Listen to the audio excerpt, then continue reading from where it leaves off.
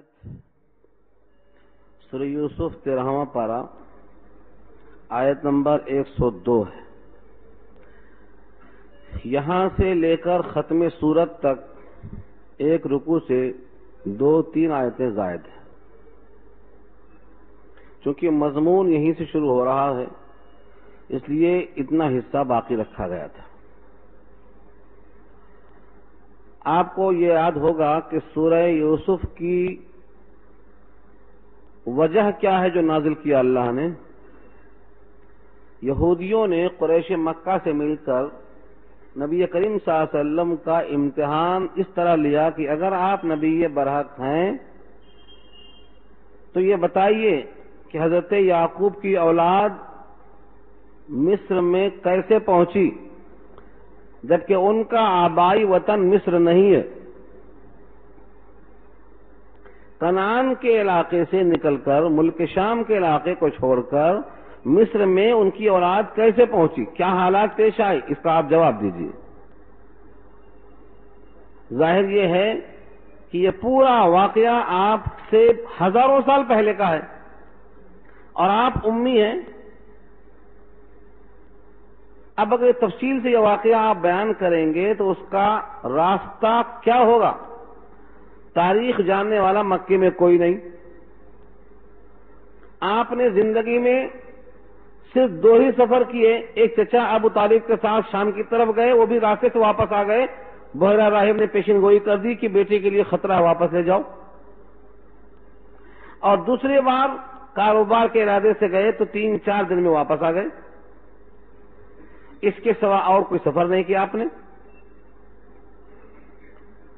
تو قرآن کریم نے یہ واضح کیا ہے کہ یہ خبریں جو آپ بیان کر رہے ہیں تفصیل کے ساتھ ہزاروں سال پہلے کی, ترتیب وار تفصیل سے, اس کے سوا اور کوئی شکل نہیں کہ آپ پر وحی آتی ہے, اللہ کا پیغام آتا ہے اور اسی کے ذریعے سے آپ نے پورے واقعے کو بیان کر دیا. اب بھی اگر یہ ایمان نہیں لاتے ہیں تو ان کے ہٹ درمی کے سوا اور کیا کہا جائے. گویا یہ نبی کی نبوت پر دلیل ہے اور وہی آنے کا ثبوت ہے تاکہ لوگ یہ سمجھ لیں کہ آپ نبی برحق ہیں. انکا لمن المرسلین علی صراط مستقیم, یعنی آپ رسولوں میں سے ہیں. اس رسالت کے لیے یہ پورا واقعہ جو بطور وحی کے آیا ہے یہ دلیل ہے. اسی لیے درمیان میں تفصیل سے پورا واقعہ بیان ہوتے ہوتے آخر میں آپ نے کہا ذالک من انباء الغیب. اب تک جو واقعہ گزرا ہے 12 رکوع کے اندر یہ سب کا سب ذالکہ کا اشارہ ہے. ذالکہ سے اشارہ اسی واقعے کی طرف ہے. ذالکہ یہ پورا واقعہ جو آ رہا ہے اوپر سے من انباء الغیب, غیب کی خبروں میں سے. انباء جمع ہے, اس کا واحد ہے نبأن. نبأن کے معنی خبر اور انباءن کے معنی خبریں. جیسے آپ اردو میں کہتے ہیں اخبار جمع ہے, اس کا واحد خبر ہے, ایسے عربی میں نبأن خبر ہے, انباءن خبریں. اور خبر دینے والے کو جس طرح اردو میں مخبر کہا جاتا ہے ایسے عربی میں نبی کہا جاتا ہے, خبر دینے والا. یہ پوری کی پوری باتیں غیب کی خبریں ہیں. نوحیہ الیک, ہم اس کو بطور وحی کے آپ کی طرف بھیج رہے ہیں. وما کنت لدیہم, حالانکہ آپ ان کے وقت نہیں تھے.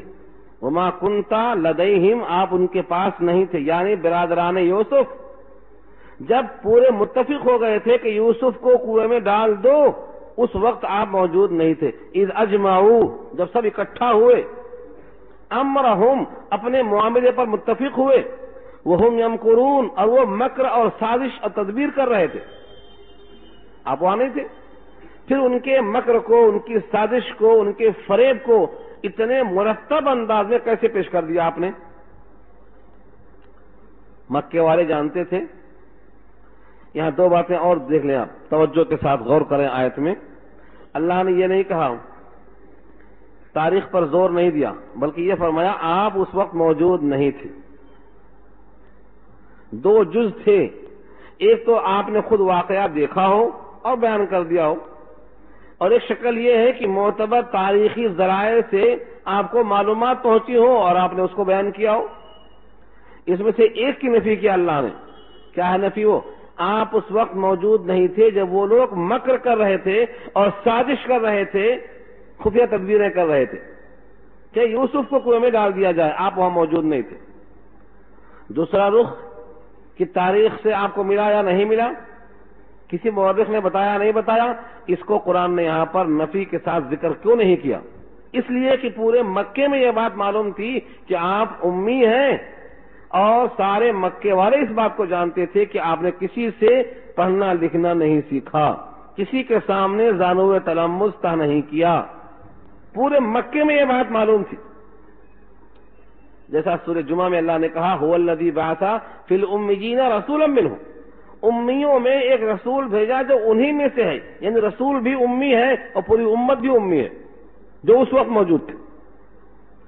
اس لیے اس کی نفی کی حاجت نہیں تھی، مکے والوں کو یہ بات خود معلوم تھی۔ پھر بھی آپ نے اس واقعے کو بیان کر دیا، تفصیل سے بیان کر دیا۔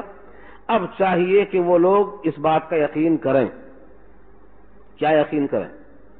کہ جب آپ نے تاریخ نہیں پڑھی، کسی مورخ سے ملاقات ثابت نہیں، اور آپ اس وقت موجود نہیں تھے کیونکہ واقعہ ہزاروں سال پہلے کا ہے، تو لازماً یہ وحی کے ذریعے سے آیا ہے اور وہی رسولوں پر آتی ہے، لہذا آپ رسول ہیں، آپ نبی ہیں، آپ پر ایمان لانا چاہیے۔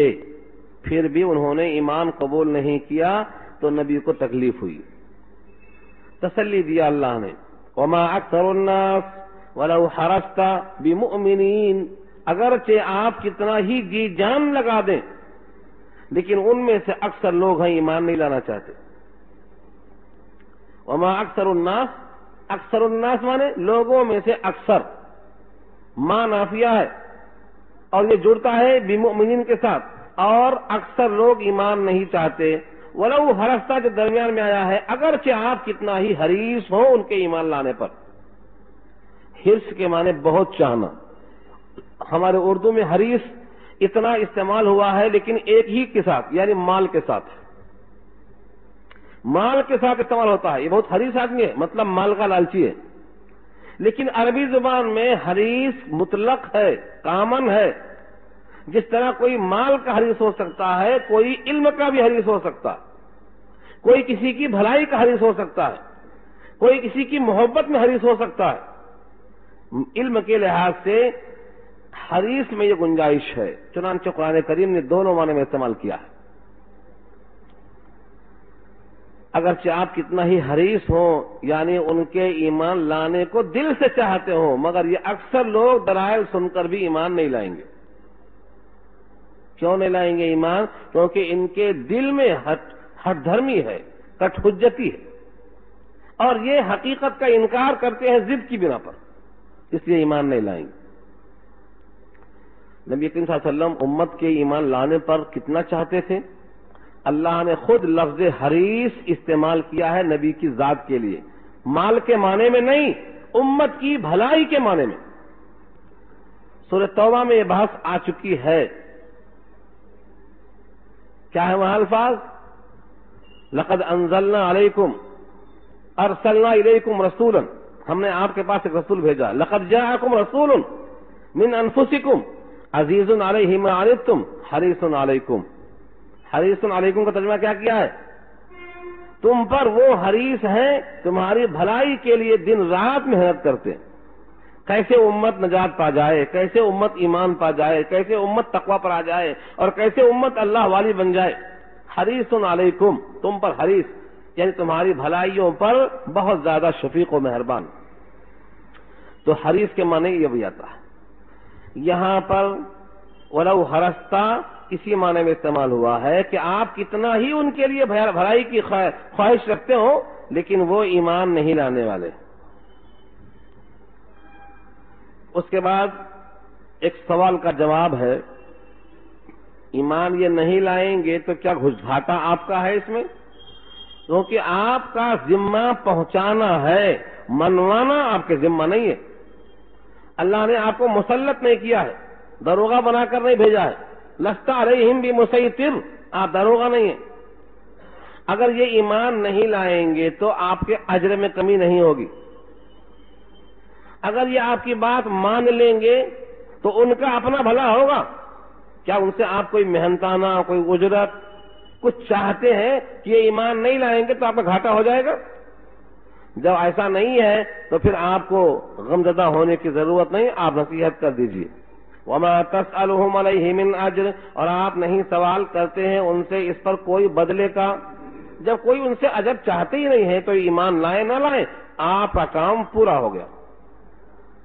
تسلی کے الفاظ یہ بھی ہیں. اور رہا سوال اس قرآن کریم کا حکم کیا ہے، تو فرمایا ان هو الا ذکر للعالمین، سارے جہان کے واسطے نصیحت ہے. لیکن نصیحت سے نفع ایمان والوں کو پہنچے گا، اور جو غافل ہیں، اعراض کرنے والے متکبر ہیں، ان کو فائدہ نہیں پہنچے گا.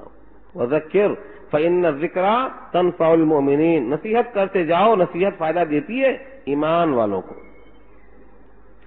تو قرآن کریم تمام کا تمام نصیحت ہے سارے جہان کے لیے. ان تینوں آیتوں میں ایک مضمون بہت تفصیل طلب ہے، اس کو میں تھوڑا سا واضح کر دوں پھر آگے بڑھتا ہوں. وہ کیا لفظ ہے؟ ان تمام باتوں میں آپ نے کیا محسوس کیا؟ ایک ہے انباء الغیب. انباء الغیب، غیب کی خبریں. اور دوسرا لفظ ہے حریص، اور تیسرا لفظ ہے اجر. دنیا میں جو چیز مل جائے کسی عمل پر اس کو اجرت کہیں گے، اور کسی عمل پر آخرت میں ملے تو اس کو اجر کہیں گے. نماز پڑھا آپ نے، نماز پر آپ کو کچھ ملا، اس پر جو ملنے والا ہے اس کو ہم کیا کہیں گے؟ اجر. اجر ہے وہ، نماز پر اجر. السلام علیکم کہا کسی کو آپ نے، اس پر کیا ملا آپ کو؟ وہ اجر ہے، آخرت میں ظاہر ہوگا. اور اجرت کیا ہے؟ جو آدمی کو محنتانہ مل جائے، حق الخدمت مل جائے. اب کہاں اجر ہے اور کہاں اجرت ہے، یہ تفصیل بہت طویل ہے. کہاں کہاں اجر ہے اور کہاں کہاں اجرت ہے، کس حد تک اجرت ہے اور کس حد تک اجر ہے، اور کیا اجرت سے اجر ضائع ہو جاتا ہے یا نہیں. یہ سوال یہاں نہیں اٹھانا، بہت طویل سوال ہے. اس کے لیے آپ کا ہفتے میں ایک دن آنا کافی نہیں ہے، روز آنا پڑتا اس کے لیے. روز آنا، جس طرح روز چائے پیتے ہیں ویسا روز چائے پینا پڑتا، طلب ہونا اس کے لیے. ہاں، دوسرا جو لفظ ہے انباء الغیب، اس کو میں ذرا کھول دیتا ہوں، اگرچہ یہ بحث پیچھے آ چکی ہے کئی دفعہ. ایک ہے انباء الغیب، غیب کی خبریں، اور ایک ہے علم غیب، غیب کا جاننا. ایک ہے اطلاع علی الغیب، غیب پر مطلع کرنا. یہ تینوں میں تھوڑا تھوڑا فرق ہے. جتنے رسول، جتنے نبی آئے، ان تمام کو اللہ نے غیب کی باتیں بتائیں. جتنے رسول آئے اور جتنے نبی آئے، ہر نبی کو اللہ نے غیب کی خبریں بتائیں. کسی کو کچھ کم، کسی کو کچھ زیادہ، ہر ایک کو. اتنی بات متفق علیہ ہے کہ سب سے زیادہ سارے انبیاء میں سید الانبیاء کو غیب کی خبریں بتائی گئیں. دلیل، جتنی بھی کتابیں حدیثوں کی پڑھیں گے اس میں ایک باب آئے گا کتاب الفتن، فتنے کا بیان، جو قیامت سے پہلے ظاہر ہوگا. میرے بعد یہ فتنہ ہوگا، میرے بعد یہ فتنہ ہوگا، میرے بعد یہ فتنہ ہوگا. اس طرح کی جو روایتیں ہیں وہ بھری پڑی ہیں کتاب الفتن میں، چاہے وہ بخاری ہو چاہے کوئی اور کتاب دیکھ لو. اس میں جو پیشن گوئیاں ہیں آئندہ کے لیے، یہ سب انباء الغیب ہیں. اللہ نے نبی کو بتایا اور نبی نے امت کو وقت سے پہلے اطلاع کر دیا. یہ انباء الغیب ہے. مثلا میرے بعد تم دیکھو گے کہ جتنے بھی مسلمانوں میں انصار ہیں ان پر دوسروں کو ترجیح دی جائے گی. تو تم اس وقت صبر کرنا یہاں تک کہ حوض سے مجھ سے ملاقات ہو جائے. ثابت کیا ہوا؟ ایک زمانہ آئے گا کہ انصار پر مہاجروں کو ترجیح دی جائے گی. ہوا نہیں ہوا؟ کربلا کا میدان اسی کی نظیر ہے. ہوا یہ واقعہ، پیشن گوئی تھی. تم دیکھو گے کہ بارش کے قطروں کی طرح فتنے گریں گے. کدھر سے؟ کہا ادھر سے. اب میں یہاں بیٹھ کر کتاب الفتن نہیں پڑھاؤں گا پوری آپ کو، ایک مثال دے رہا ہوں میں، چند مثالیں. آپ چاہیں تو کتاب الفتن بخاری میں دیکھ لیں. جتنی بھی قیامت سے پہلے کی فتنے کی باتیں حضور نے بتائی ہیں، یہاں تک کہ ہندوستان سے جنگ ہونے کا بھی ذکر موجود ہے. سب علامات ہیں. یہ سب کیا ہے؟ یہ انباء الغیب ہے.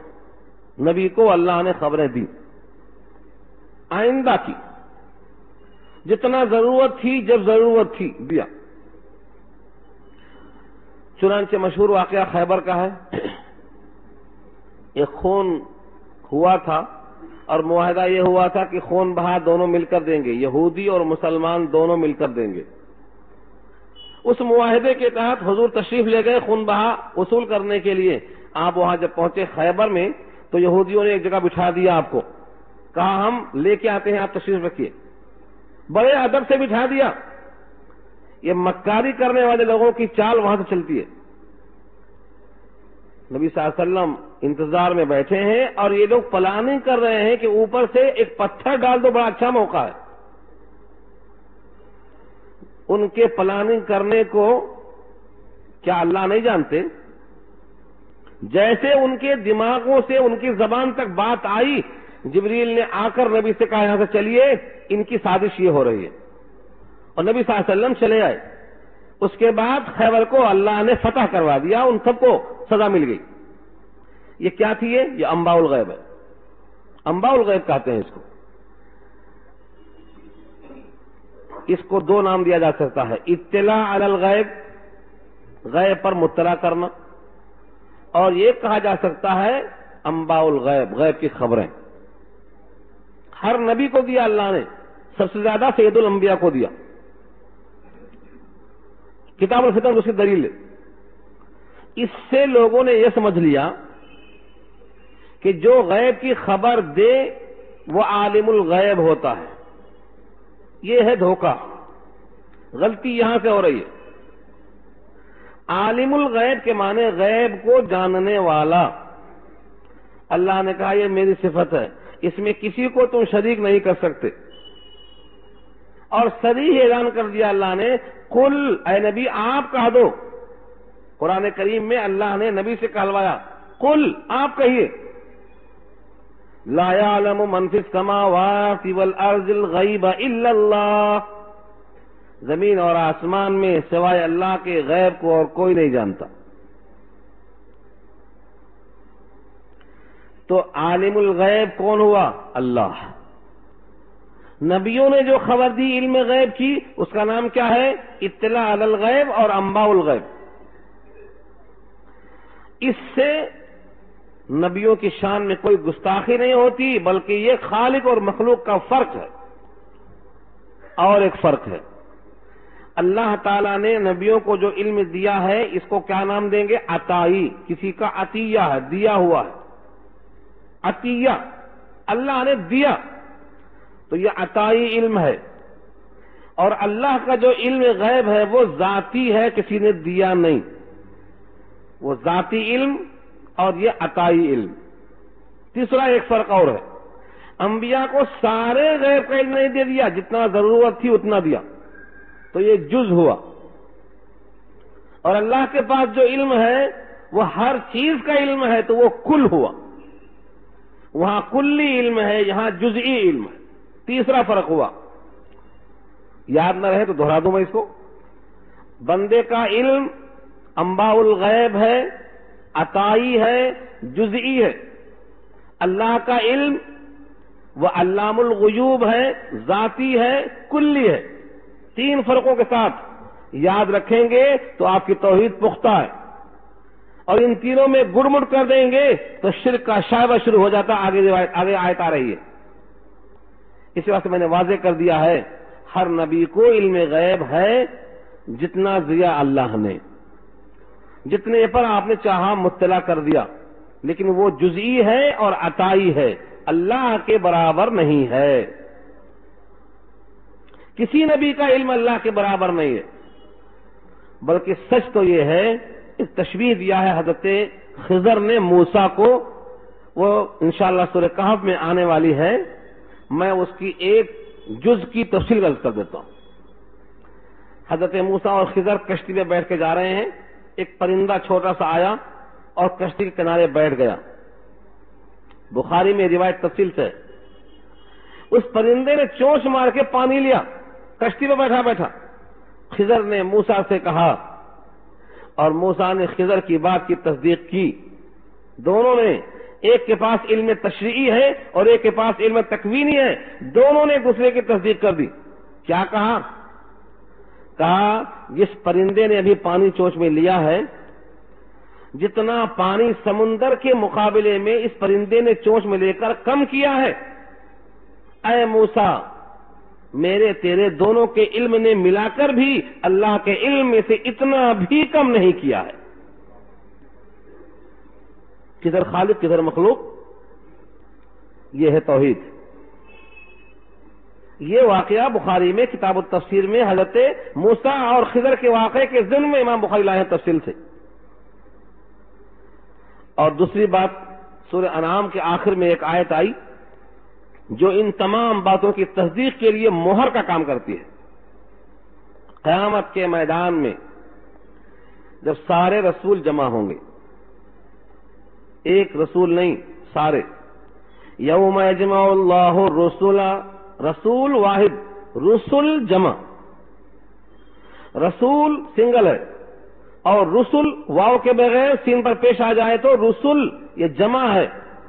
یوم یجمع اللہ الرسل، رسول نہیں کہا اللہ نے، جس دن رسولوں کو جمع کریں گے اللہ، فیقول، اور سوال کریں گے ماذا اجبتم، تمہیں امت نے کیا جواب دیا، امتوں سے تمہیں کیا جواب ملا، ماذا اجبتم، قالوا، سب مل کر بیک زبان کہیں گے لا علم لنا، ہمیں نہیں معلوم۔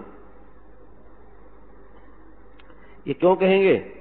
بھائی جتنا جواب ملا تھا نوح کو اتنا تو معلوم تھا، نوح کو اتنا بول سکتے تھے، حضرت لوط علیہ السلام کو جتنا قوم نے کہا تھا اتنا تو معلوم تھا، اتنا بول سکتے تھے، لیکن اللہ کے علم کے سامنے اپنے علم کی نفی کرنا ہی اچھا ہے۔ ہمارا علم کوئی علم ہے اللہ کے علم کے سامنے؟ اس لیے انبیاء نے کہا لا علم لنا، ہمیں کچھ بھی نہیں علم ہے۔ اور یہی جملہ ہے ان فرشتوں کا بھی، جب اللہ نے آدم کو سکھلایا اور فرشتوں کو سکھلایا اور امتحان جب لیا تو فرشتوں نے کہا لا علم لنا انک انت علام الغیوب، ہمیں اس کا علم نہیں ہے، جتنا آپ نے سکھلایا اتنا معلوم، لا علم لنا الا ما علمتنا۔ تو سارے انبیاء نے اور سارے فرشتوں نے نفی کر دی اپنے علم کی اللہ کے سامنے، اور آخر میں زور دے کے کہا انک انت علام الغیوب، بے شک آپ ہی ہیں علام الغیوب۔ انک تاکید، انت تاکید، آپ ہی ہیں علام الغیوب، تو عالم الغیب بھی اللہ اور علام الغیوب بھی اللہ۔ بندوں میں سے کسی کو بھی چنا ہے، جس طرح سورہ جن کے الفاظ ملتے ہیں کہ اللہ تعالیٰ نے رسولوں میں سے کچھ کو پسند کیا، الا لمن ارتضی، جس کو پسند کر لیا ان کو رسولوں میں سے پسند کر کے کیا دیا؟ علم غیب دیا۔ تو کتنا دیا؟ جتنا ضرورت تھی وہ جزئی ہوا اور عطائی ہوا۔ اور اللہ کا جو علم ہے وہ ذاتی ہے اور کلی ہے، اس واسطے وہ علام الغیوب ہے۔ اس فرق کو آپ یہاں پر یاد رکھ لیں، یہ تفصیل پیچھے بھی آ چکی ہے۔ اب ذہن میں آپ کے بات آئے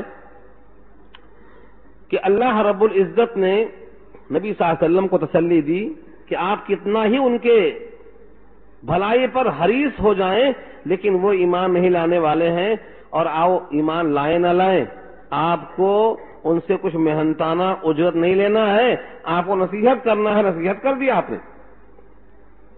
اور یہ صرف ایسا نہیں ہے کہ آپ پر ایمان نہیں لاتے تو آپ غم کریں، یہ تو اللہ پر بھی ایمان نہیں لاتے۔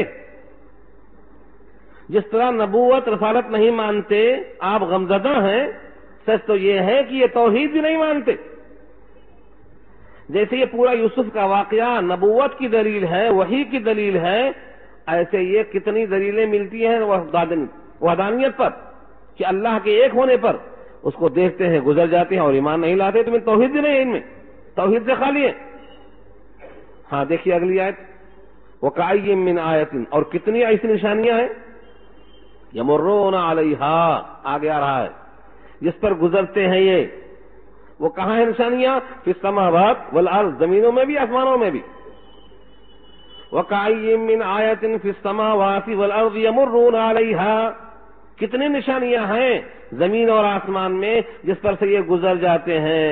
وَهُمْ عَنْهَا مُعْرِضُونَ، اور وہ اس سے بے توجہی کر کے، گردن مروڑ کے گزر جاتے ہیں. ان کو یہ پتہ نہیں آتا ہے کہ یہ دلیل ہے اللہ کے توحید کی، یہ اللہ کے قدرت کی. گزر جاتے. آپ کے اندر جیسی تبدیلی ہوتی ہے یہی کافی ہے ماننے کے لیے. آپ کبھی بچے تھے تو چہرے پہ مسکراہٹ ماں باپ کو قربان کر دیتی تھی.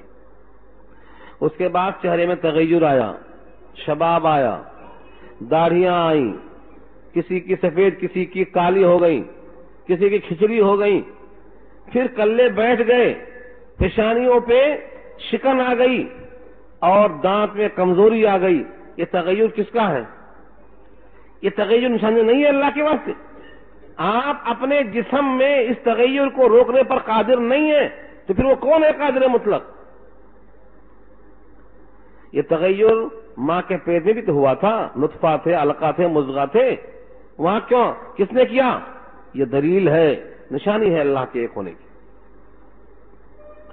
اوپر نظام شمسی اور قمری ہے، روز سورج کا نکالنا اور لانا، چاند کا اپنے منزلوں کو طے کرنا، تاروں کا نکلنا، پورے فلکیات پر کس کا حکم چلتا ہے؟ نشانی ہے یہ.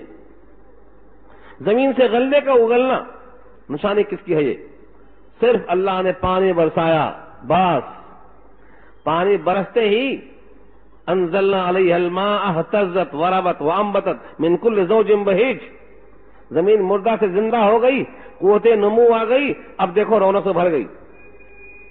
کہیں میٹھا پھل ہے، کہیں کڑوا پھل ہے، کہیں کھٹ میٹھا ہے، کہیں لال ہے، کہیں ہرا ہے. یہ سب رونق کس سے آئی؟ صرف پانی برسانے سے آئی. یہ قدرت کافی نہیں ہے؟ یہ ہے یمرون علیہا. دودھ پیتے ہیں، کبھی نہیں سوچتے ہیں کہ اس بھینس میں یا گائے میں دودھ کہاں سے آتا ہے. ایک طرف گوبر ہے، اس کی بدبو نہیں آئی، اور ایک طرف خون ہے، اس کا رنگ نہیں آیا. روزانہ دودھ پیتے ہیں مگر اس دودھ پلانے والے پر توجہ نہیں جاتی کہ وہ کون ہے. یہ ہے یمرون علیہا، گزر جاتے ہیں سرسری. نشانی ایک نہیں. اللہ نے تو کہا ہے آؤ ہم دکھاتے ہیں، سنریہم آیاتنا فی الآفاق وفی انفسہم.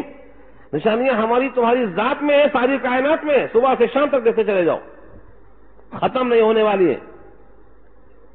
ایک ہی درخت کی جڑ زمین سے نکلتی ہے، اوپر جا کر شاخیں الگ ہو جاتی ہیں. اللہ فرماتے ہیں دونوں کی جڑوں میں ایک پانی دیتا ہے، یسقا بماء واحد، لیکن ایک شاخ کا پھل میٹھا اور ایک کا کم میٹھا ہوتا ہے. یہ کون ہے خالق؟ سورہ رعد انشاءاللہ آگے آ رہی ہے، اس کے بعد ہی آ رہی ہے. یہ نشانیاں ایسی بے شمار ہیں، آپ گنتے جائیں گے تو خداوند قدوس کی طرف. ایک صاحب نے کتاب لکھی ہے آؤ اللہ کو دیکھیں، آؤ اللہ کو دیکھیں. تو ہم نے کہا بھائی اللہ کو کیسے دیکھیں گے؟ تو کتاب کو منگا کے پڑھا تو ایسی نشانیاں بھری پڑی ہیں، یعنی جن سے اللہ کی قدرت نظر آتی ہے وہی مراد لیا. آؤ اللہ کو دیکھیں. تو اس آیت کا حاصل کیا ہوا؟ جب اتنی نشانیاں ہیں زمین و آسمان میں اور لوگ گزر جاتے ہیں، توحید نہیں مانتے، تو اے نبی یہ واقعہ یوسف کا دلیل ہے نبوت کی، مگر لوگ نہیں مانتے تو آپ بھی غم کرنے کی ضرورت نہیں ہے، تسلی. وَمَا يُؤْمِنُ أَكْثَرُهُمْ بِاللَّهِ إِلَّا وَهُمْ مُشْرِكُونَ، اور نہیں ایمان لاتے ہیں ان میں سے اکثر اللہ پر مگر اس حال میں کہ وہ شرک کرنے والے ہیں. اس آیت کو اچھی طرح سے آپ ذہن نشین کر لیں. آیت نمبر 106 ہے. اس زمانے میں بھی جو بت پرست تھے وہ خدا کا انکار نہیں کرتے تھے. کافر نہیں تھے، مشرک تھے. کافر کے معنی اللہ کا انکار کرنے والا، اور مشرک کے معنی اللہ کے ساتھ غیروں کو شریک کرنے والا. تو فرمایا ان میں سے اکثر لوگ جو ایمان لاتے بھی ہیں اللہ پر تو اس حال میں لاتے ہیں کہ وہ شریک کرتے ہیں، اس کو بتوں کو شریک کرتے ہیں.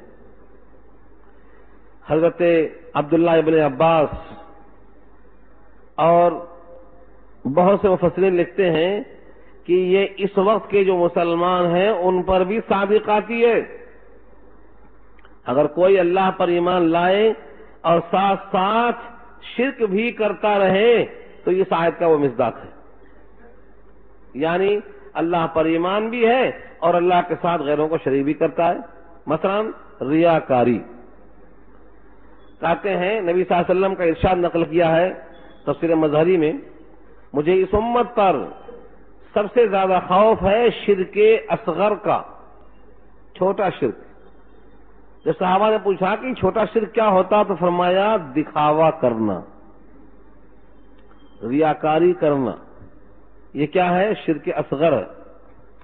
میں نماز پڑھ رہا ہوں اور دل میں یہ آتا ہے کہ فلاں کی خاطر پڑھوں، میں قربانی اللہ کے لیے کرتا ہوں اور دل میں آتا ہے بکرا بڑا رہے گا تو لوگ دیکھیں گے، کہیں گے محلے میں بڑا متقی آدمی ہے یہ، تو بکرا گیا. کیونکہ اللہ نے کہا ہے جس عمل میں میرے ساتھ کسی کو خوش کرنے کی نیت کی گئی میں وہ عمل بھی چھوڑ دوں گا، اس شریک کو بھی چھوڑ دوں گا اور کہوں گا اس کا بدلہ اسی سے مانگ لے، مجھے تیرا عمل نہیں چاہیے.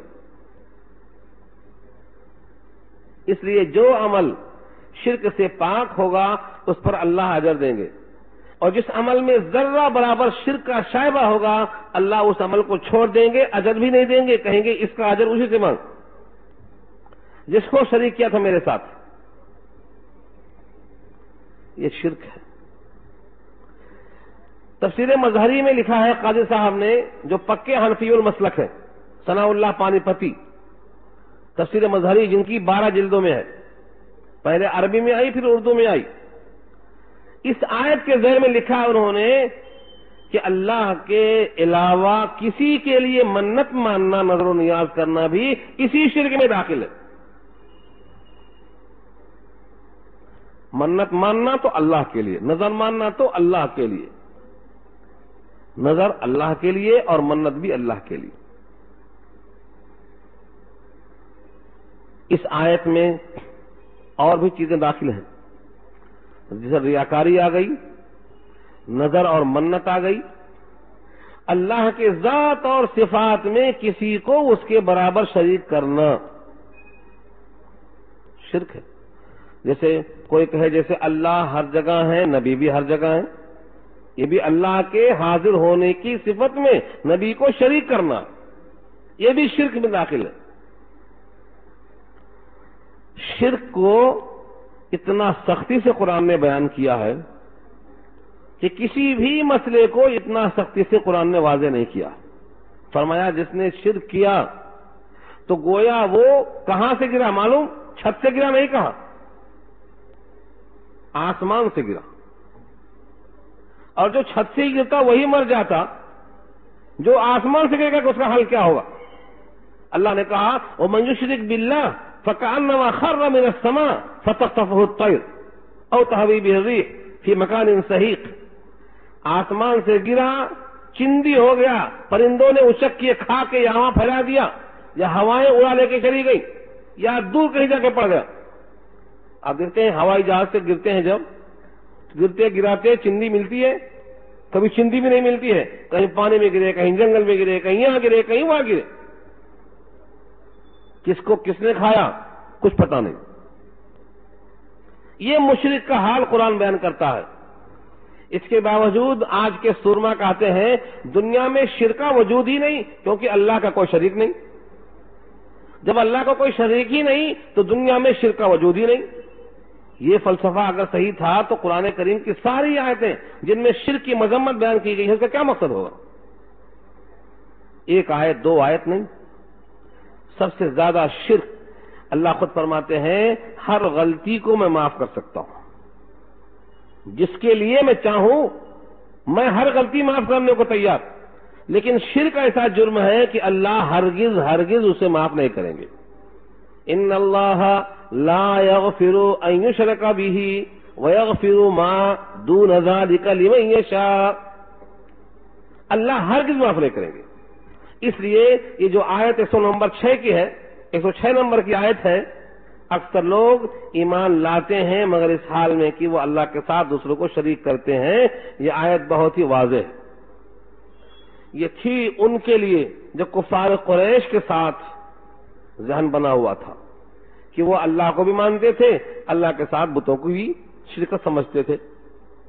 اور آج کا مسلمان بھی اللہ کو سب کچھ مانتا ہے، کہتا ہے وہ اللہ قادر بھی ہے، اللہ رحیم بھی، اللہ کریم بھی، اللہ قریب بھی، تو پھر اللہ کو چھوڑ کر یہاں وہاں جانے کی ضرورت کیا پیش آئی؟ اللہ ہر چیز سنتا ہے، ہر ایک پہ رحم کرتا ہے، وہ ہر چیز دینے پر قادر ہے، وہ کسی پر کسی کا حق ظلم نہیں کرتا، آپ کی ہر آواز کو سنتا ہے، وہ امیر غریب کا فرق نہیں کرتا، پھر ایسے اللہ کو چھوڑ کر اللہ کے غیر کے پاس جانے کی ضرورت کیوں پیش آئی؟ یہ قرآن کریم کی اس آیت کا حاصل یہ ہے کہ آپ اگر کچھ غلطی آپ سے ہو جائے تو اللہ تعالیٰ نے معافی کا اظہار کیا ہے، لیکن اگر شرک ہو جائے تو جب تک آپ شرک سے توبہ نہ کریں، اور توبہ کب ہوگی شرک سے؟ جب شرک کو شرک جانیں گے تو اس سے توبہ کریں گے، اور جب شرک کو شرک ہی نہیں سمجھیں گے، طرف سے ایک عذاب ہے جس نے سب کو ڈھانپ لیا۔ یہ مثال ہے، کبھی زلزلہ آیا، کبھی طاعون آیا، کبھی ہوائیں آئیں، کبھی طوفان آیا، جس طرح قوم لوط کی بستی کو پلٹا گیا، قوم عاد اور سمود کو طرح طرح سے عذاب دیا گیا، کہیں پر پتھراؤ کیا گیا، کہیں طاعون کو بھیج دیا گیا، یہ سب یہاں مراد ہے۔ افامنوا، کیا وہ لوگ مأمون اور محفوظ اور بے خوف ہیں؟ ان تأتیہم غاشیہ، کہ ان پر آ جائے ڈھانپ لینے والی شے، من عذاب اللہ، یعنی اللہ کے عذاب میں سے۔ یا چلو یہ دنیا کا عذاب نہیں آیا تو کوئی بات نہیں، او تأتیہم الساعۃ بغتہ، یا ان پر اچانک قیامت ہی آ جائے۔ کوئی پرندہ ہے، ایک پرندہ ہے، کہتے ہیں وہ پاؤں اٹھا کر آرام کرتا ہے، پرندے کا نام مجھے یاد نہیں آ رہا ہے، پاؤں اٹھا کر آرام کرتا ہے۔ اس کے لیے آپ حیات الحیوان پڑھیے امام ترمذی کی۔ اس سے لوگوں نے پوچھا کہ یہ ایسا کیوں اٹھا کے سو رہا ہے پاؤں؟ تو بولتا ہے اگر اچانک قیامت آ گئی، آسمان گر گیا تو روک لیں گے۔ تو یہ قوم کی کمزوری ہے، یہ قوم سمجھتی ہے جب آئے گا جب دیکھا جائے گا، یہ اس پرندے سے بدتر خیال ہے۔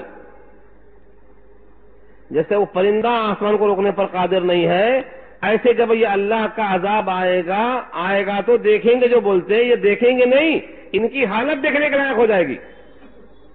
عذاب آئے گا تو کیا دیکھیں گے؟ آپ نہیں دیکھ سکیں گے، بلکہ آپ کی حالت دیکھنے کے لائق ہو جائے گی۔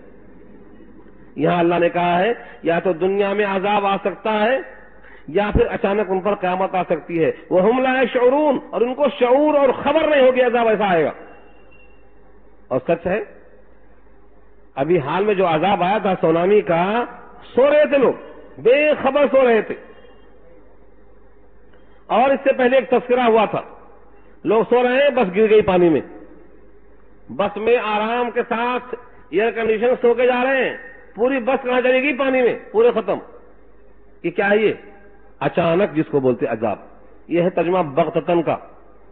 تو یا تو اچانک قیامت آ جائے، اور یا تو دنیا میں ایسی کوئی آفات آ جائے اور یہ حالت کفر میں رہیں گے، تو ان کا انجام تو معلوم ہے کہ سابقہ کافروں کو عذاب ہوا، لہذا ان کافروں کو بھی عذاب ہوگا، اس لیے کفر سے توبہ کرو، ایمان میں آؤ۔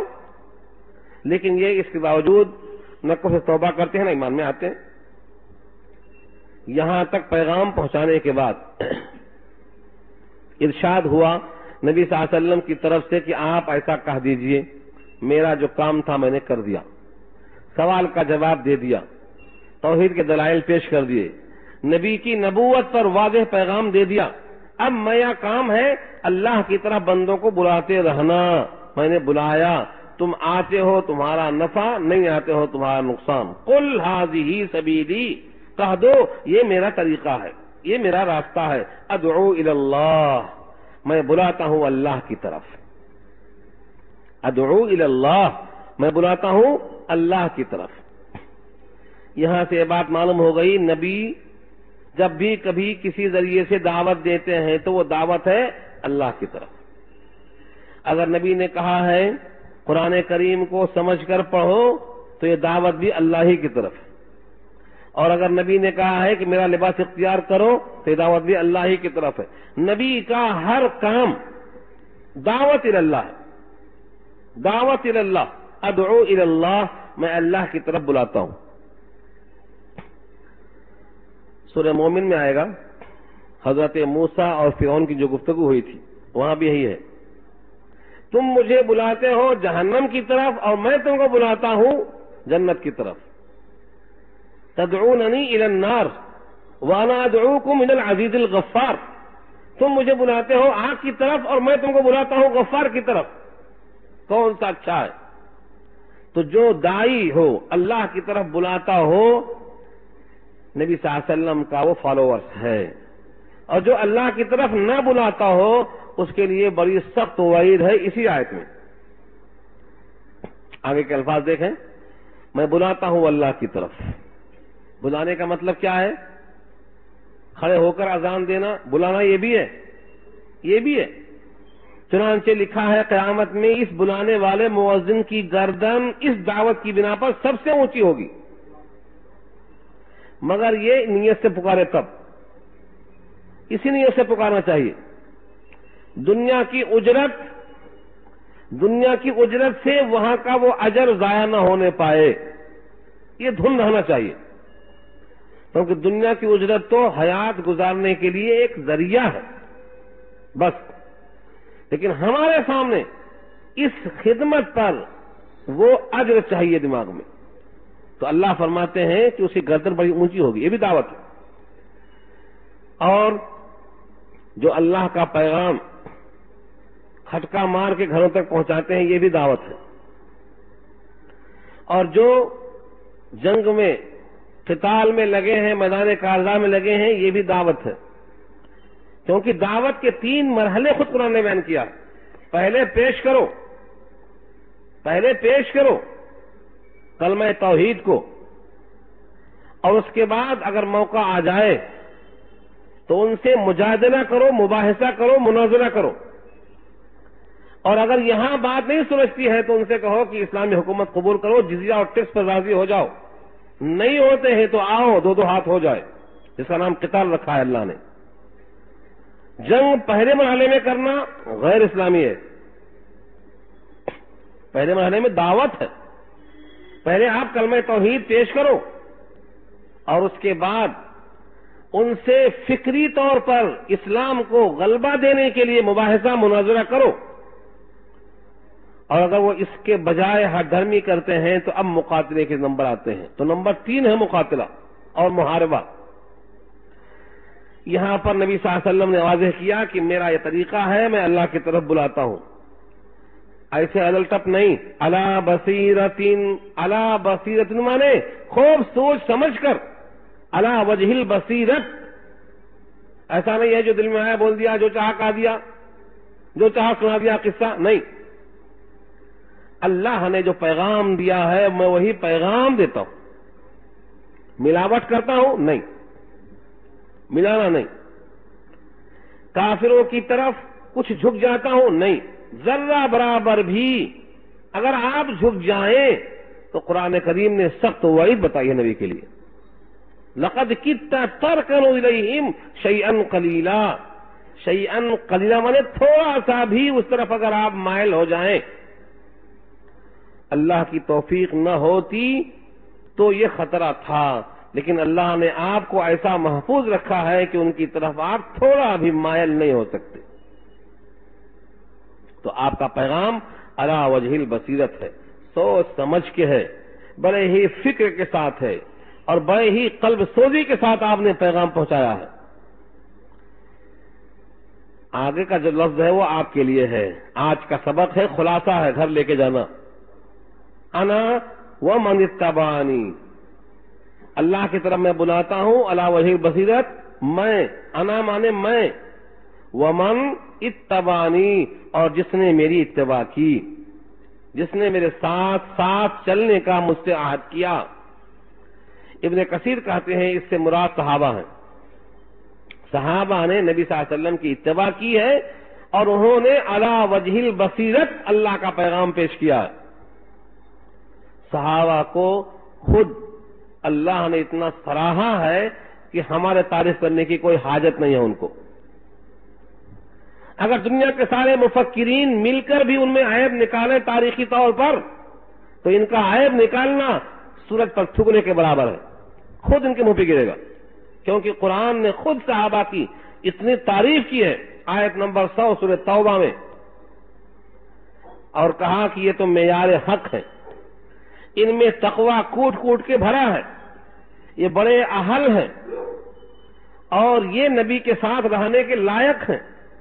اللہ نے پوری کائنات سے صحابہ کو نبی کے لائق انتخاب کر کے دیا ہے، وَكَانُوا أَحَقَّ بِهَا وَأَهْلَهَا، اور خود اللہ نے تقوی میں ان کے دل کا امتحان لیا ہے، آنکھ کا ہاتھ کا نہیں۔ أُولَٰئِكَ الَّذِينَ امْتَحَنَ اللَّهُ قُلُوبَهُمْ لِلتَّقْوَىٰ، اور اس کے بعد اللہ نے ان کو امتحان میں پاس کر کے مغفرت اور اجر عظیم کا وعدہ کیا ہے، اور کہا ہے ایک صحابی نہیں، کُلًّا وعد اللہ، ہر صحابی سے وعدہ ہے، بلکہ ہر صحابی کے ساتھ ترمذی کی روایت آتی ہے جس نے میرے صحابہ کو دیکھا اس پر بھی دوزخ کی آگ حرام ہے۔ تو تابعین کے لیے بھی فضیلت آئی،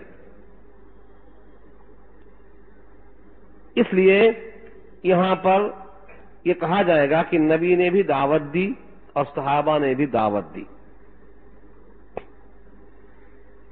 اب تفسیر مظہری میں لکھا ہے قاضی صاحب نے کہ اگر اس لفظ کو عام سمجھا جائے تو مانے ہوں گے میں اور میرے اتباع کرنے والے، تو قیامت تک جتنے اتباع کرنے والے ہیں وہ بھی اگر قرآن کریم کو سمجھ بوجھ کر پیغام کے طور پر پہنچائیں تو وہ اس خصوص میں داخل ہو جائیں گے، اس تخصیص میں ان کا شمار ہوگا، لیکن دو شرطیں ہیں۔ نمبر 1 علی وجہ البصیرت، بات کو سمجھنا، پہلے فکر بننا، پہلے قلب میں سوز آنا، پہلے دھن اور لگن تیار ہونا، اس کے بعد آپ اس کو پیش کریں گے۔ یعنی کچھ بھی نہیں معلوم ہے، غلط سلط باتیں پیش کرنا ہے تو ایسے بولنے سے چپ رہنا بہتر ہے، چپ رہنا بہتر ہے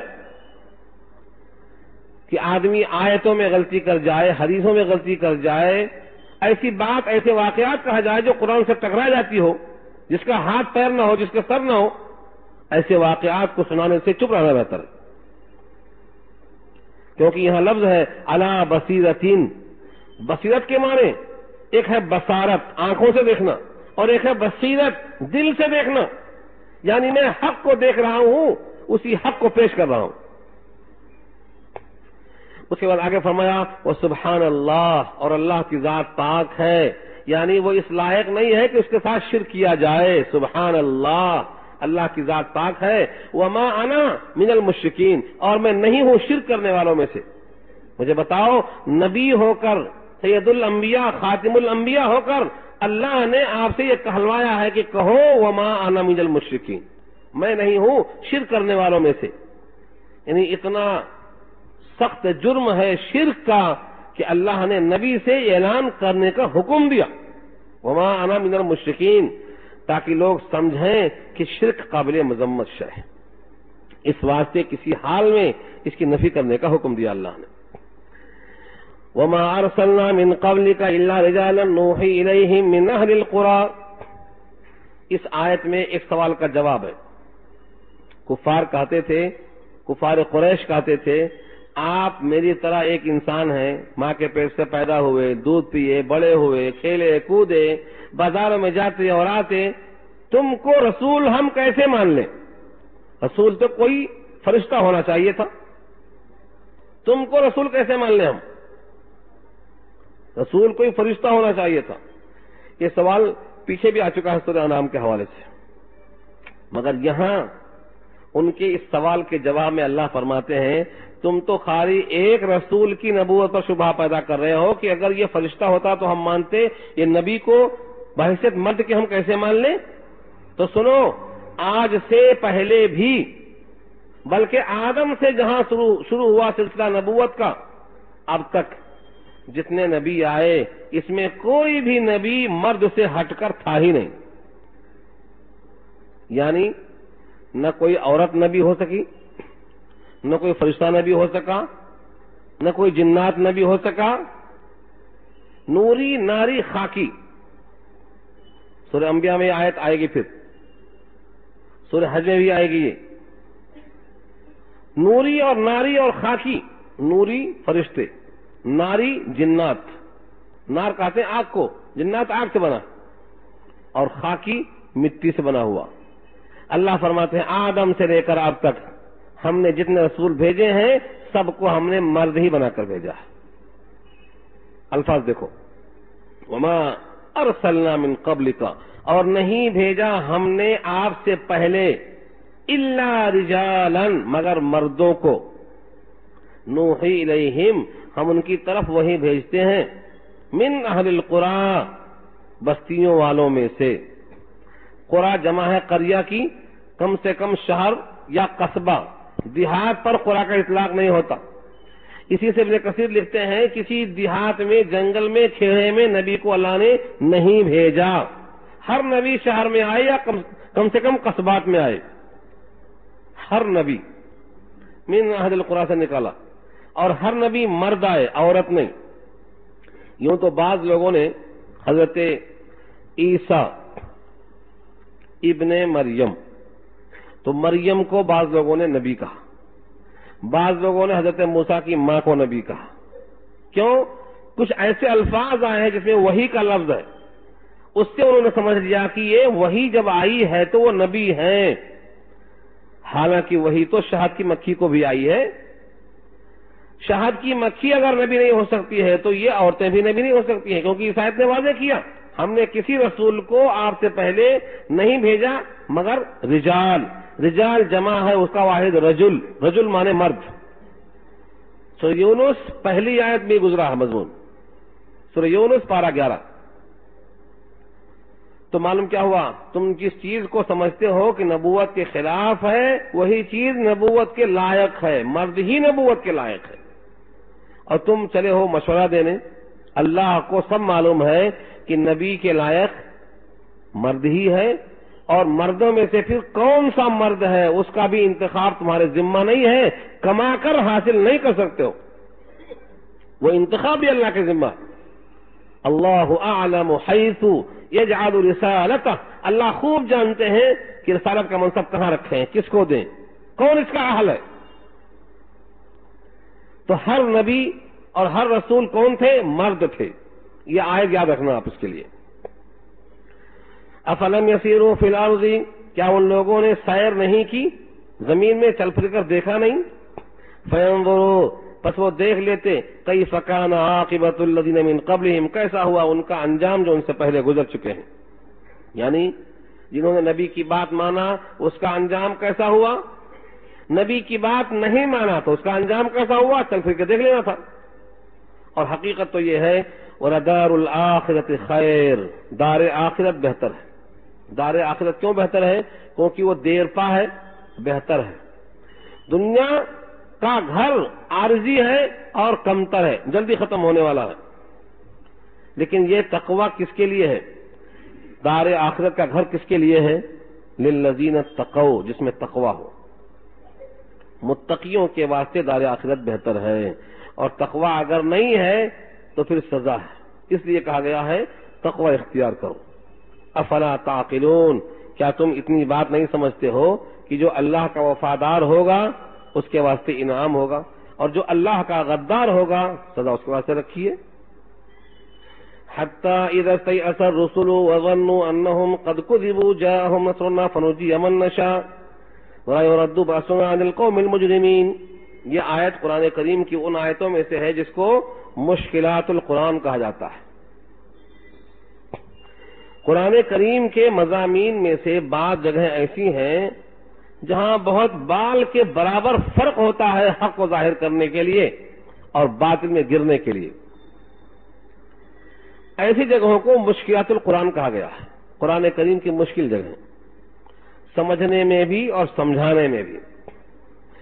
لیکن اگر دماغ کھلے ہوئے ہوں، توجہ مطلوب ہو اور حق جاننا چاہتے ہوں تو اللہ تعالیٰ نے اتنا مشکل کہیں نہیں رکھا ہے کہ سمجھ میں نہ آئے. بھلا یہ خط بھیجا گیا ہے انسانوں کے نام پر اور انسان کو سمجھ میں نہ آئے تو خط لکھنے والے نے گویا مخاطب کا لحاظ نہیں کیا. یہ تو الزام ہوگا اللہ پر. ہاں، جہاں ضرورت ہی نہیں ہے وہاں اللہ نے خود کہہ دیا کہ اسے حروف مقطعات ہے، اللہ کی طرف سے راز ہے، یہ اس کے پیچھے مت پڑو. آیات متشابہات ہیں، ان کے پیچھے مت پڑو. لیکن بقیہ جو مطلوب ہے احکامات وہ تو بالکل واضح ہیں. پھر اختلاف کیوں ہوتا، انتشار کیوں ہوتا؟ اپنے اپنے فہم کے مطابق اس کے استدلال میں کمزوری، کمی آتی ہے. دیکھیے اس آیت میں ایک مضمون ہے. سابقہ امتوں کی طرف جا کر دیکھنے کا حکم دیا تھا. چل پھر کے دیکھو ان کا انجام کیا ہوا. قوم عاد کا انجام کیا ہوا، لوط کا انجام کیا ہوا، سمود کا کیا ہوا. اس پر یہ واقعہ بیان ہو رہا ہے کہ یہاں تک کہ رسول، وقت کے رسول اس بات سے مایوس ہو گئے. کس سے مایوس ہو گئے اور کیوں مایوس ہو گئے؟ مثلا یونس علیہ السلام، انہوں نے کہا کہ 3 دن میں تم پر عذاب آئے گا. اگر تم نے خدا کی بات نہ مانی تو تم پر 3 دن میں عذاب آئے گا. 3 دن جب آیا تو عذاب نہیں آیا، صرف آسمان پہ بادل آئے. انہوں نے سمجھا کہ اگر 3 دن پورے ہو گئے اور عذاب نہیں آیا تو قوم ہم کو جھوٹا سمجھے گی. نتیجہ کیا ہوا؟ اللہ کا حکم ہجرت کا آنے سے پہلے آپ چلے گئے. اسی لیے کشتی میں گئے تو کشتی ڈوبنے لگی. کوئی بھگوڑا غلام اللہ سے چھوڑ کے آیا ہے؟ انہوں نے کہا کوئی نہیں ہے، میں ہوں. کود گئے، نکل گئی مچھلی. جب لا الہ الا انتا تسبیح پڑھا تو مچھلی آ کے باہر رکھ دی. ایک مثال دے رہا ہوں میں، اور پہلے عرض کر دیا ہوں بہت باریک بات ہے. ذرا دائیں بائیں گریں گے تو کھائی میں گریں گے، اس لیے اچھی طرح سننا اور لفظوں کو دھیان میں رکھنا. انبیاء معصوم ہوتے ہیں لیکن اجتہادی خطا سے کوئی پاک نہیں ہوتا. ان کے تئیں خیال یہ آیا کہ عذاب تو آیا نہیں اور قوم کہے گی کہ جھوٹ کہا گیا مجھ سے، اور وہاں سزا تھی قتل جھوٹ کی. اللہ فرماتے ہیں ہمارے عذاب سے پہلے، ہمارے حکم سے پہلے چلے جانا اجتہادی خطا ہے. ہوا یہ کہ جب پوری قوم نے دیکھا کہ یونس غائب اور بادل چھا گئے تو سب رونے لگے، چیخیں مارنے لگے، بچے، بوڑھے، جانور سب. تو اللہ نے اس بادل کو واپس لے لیا. ان کی توبہ قبول ہو گئی اور عذاب چلا گیا. یہ اجتہادی خطا ہے. خود نبی صلی اللہ علیہ وسلم کا واقعہ پیچھے سن چکے ہیں آپ. صلح حدیبیہ کے موقع پر آپ نے خواب دیکھا کہ میں خانہ کعبہ کا طواف کر رہا ہوں. بس خواب میں اسی سال کر رہا ہوں کہ 10 سال کے بعد کروں گا، کوئی ذکر نہیں. صحابہ کو لے کر چلے گئے. مقام حدیبیہ آیا تو وہاں روک دیے گئے. صلح ہو گئی، واپس آ گئے. صحابہ میں سے بعض نے پوچھا بھی کہ آپ نے خواب دیکھا تھا؟ کہا میں نے یہ کب کہا تھا کہ اسی سال کر رہا ہوں، کروں گا. خواب میں یہ ہے اور ضرور کروں گا. چنانچہ آگے آپ نے حدیبیہ کے بعد عمرہ کی قضا کیا اور 8 میں مکہ فتح ہو گیا. یہ کیا ہے؟ اجتہادی خطا ہے.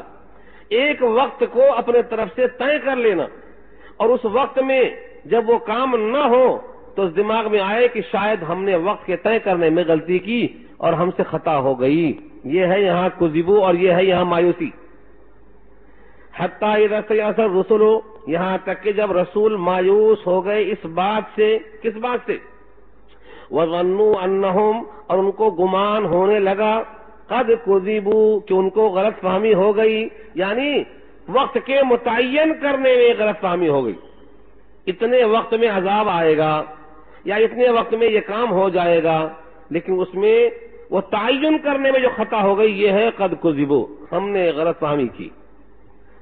جب ان کو ایسا خیال آیا جاءہم نصرنا، تو ہماری مدد آ گئی.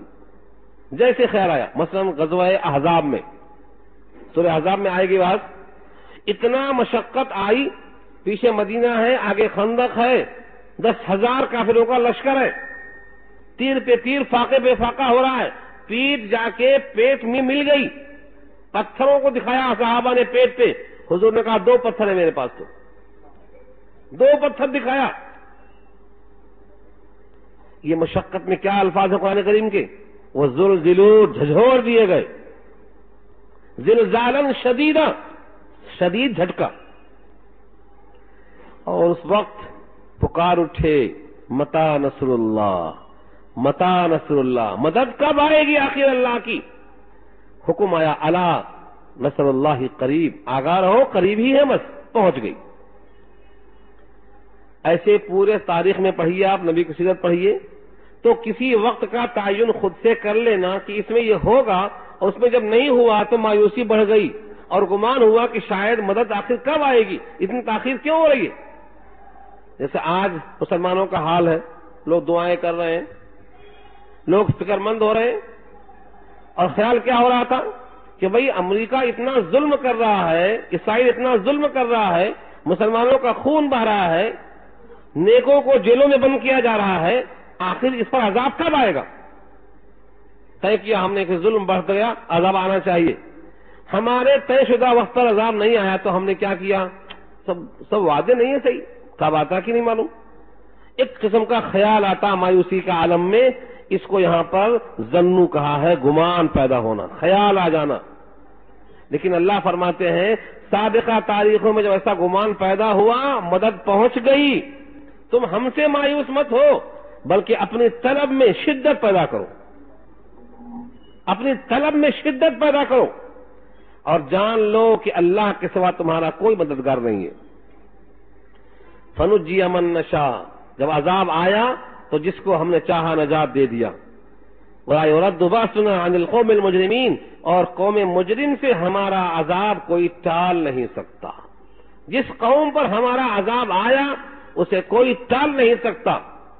دنیا کی سب سے مضبوط ترین طاقتور قوم کون تھی؟ قوم عاد اور سمود. کھجوروں کے تنوں کے برابر لمبے لمبے ہوتے تھے یہ، مضبوطی میں ان کا عالم. قرآن بیان کرتا ہے لم یخلق مثلھا، ان جیسی تخلیق ہوئی نہیں، اللہ نے پیدا ہی نہیں کیا. لیکن خالی ہوا بھیجا تو ان کی ہوا اکھڑ گئی، کچھ نہیں کیا، صرف ہوا کو بھیجا، 1 ہفتہ چلتی رہی، نہ گھر رہے، نہ مکان رہے، نہ باغ رہے، نہ مویشی رہے، نہ عزت رہی، نہ کچھ رہا، ختم ہو گئے سب کے سب. کس نے اکھاڑا ان کی ہوا؟ ہوا نے ہوا اکھاڑ دیا. فارسلنا علیہم ریحا صرصرا، ایک تیز ہوا بھیجا، بس. ہوائیں تو روز چلتی ہیں، ذرا بڑھا دیا تو کیا ہوگا؟ صرف ہوا. وہ ہوا جو سلیمان کے واسطے نرم تھی اور آگ کے لیے سخت تھی، یہ دونوں اللہ کے حکم سے چلتی تھی اور آج بھی چل سکتی ہے، بس طلب میں شدت پیدا کرنا. آگے فرمایا اللہ نے لقد کان فی قصصہم عبرہ، البتہ تحقیق ان کے پورے قصے میں عبرت ہے، لیکن کس کے لیے؟ لأولی الالباب، عقل مندوں کے لیے.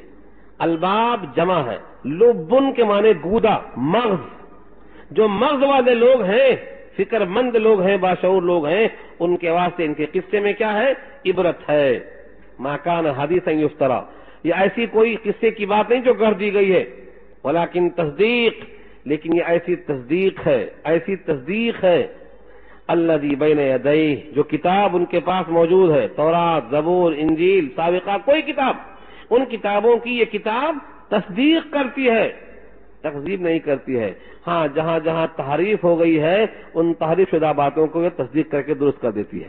وہ تفصیل کل شے، اور ہر شے کی تفصیل موجود ہے. کس نے کہا قرآن کریم نامکمل کتاب ہے، اور کس نے کہا یہ ناقص کتاب ہے؟ تفصیلا لکل شے، ہر چیز کی تفصیل ہے. مطلب جتنا انسان کو ضروری ہے عقائد میں، اعمال میں، اخلاق میں اور فکر آخرت میں، ان تمام چیزوں پر اللہ نے مکمل بحث کی ہے، بس ہم نے آنکھیں بند کر لی. سورج تو نکلا ہے لیکن چمگادڑ نے آنکھیں بند کر لی. ہم چمگادڑ کی طرح قرآن کریم کو بند کر کے رکھ دیے. سورج کی تاب نہ لا کر چمگادڑ دن میں نہیں دیکھتا، رات میں دیکھتا ہے. چمگادڑ معلوم؟ صرف رات میں وہ دیکھتا ہے اور دن میں نہیں دیکھتا، اس میں شمس کا قصور نہیں ہے۔ اگر چمگادڑ آنکھ نہ کھولے تو قصور سورج کا نہیں ہے، چمگادڑ کی کمزوری ہے۔ آج امت نے قرآن سے آنکھیں بند کر لی ہیں، ورنہ قرآن کریم میں ہر مسئلے کا حل موجود ہے، ہر چیز۔ سنت میں اس کی تفصیل ہے، بیس تو یہی قرآن ہے۔ نبی صلی اللہ علیہ وسلم خود کہتے ہیں ان اتبعوا الا ما یوحی الی، میں اتباع کرتا ہوں اسی کی جو مجھ پر وحی کی جاتی ہے، اور یہ وحی کا مجموعہ ہے۔ اس لیے اس قرآن کریم میں تفصیل ہر شے کی موجود ہے۔ وہدی ورحمہ، ہدایت بھی اسی میں ہے، رحمت بھی اسی میں ہے۔ شرط کیا ہے؟ لقوم یؤمنون، ایمان والی قوم کے لیے۔ ایمان شرط ہے، یقین شرط ہے، یقین کے ساتھ پڑھیں گے تو رحمت ملے گی، ہدایت ملے گی۔ قرآن کریم ہدی للناس ہے، لیکن سب کو نفع نہیں ہوتا۔ ہدی للمتقین کا مطلب صرف تقوی والوں کو فائدہ ہوتا۔ اس لیے اپنا ایمان بناؤ اور قرآن کریم کو تفصیل کے ساتھ پڑھنے کی کوشش کرو۔